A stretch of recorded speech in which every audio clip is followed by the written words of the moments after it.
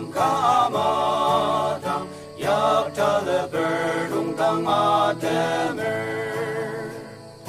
renen malidi mapangoma yakta le berjadi sa auze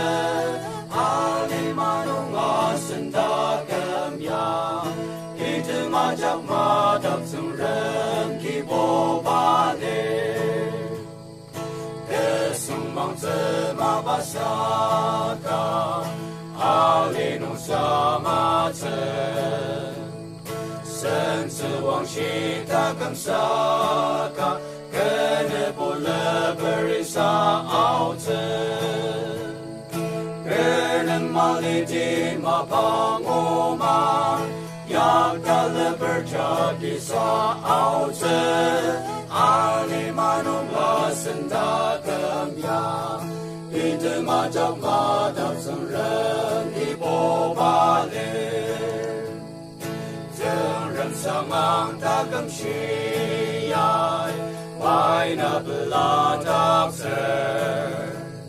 Sisa puluh kuret nomi Kristai na tedi senep tak ser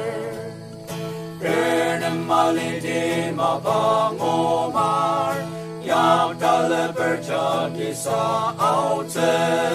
Ali manunga sendakem yang Itu majak madap sengren ki bobale Renen malidi mapangomar Yang dale berjadi sa aute Ali manunga sendakem yang Itu majak madap sengren ki bobale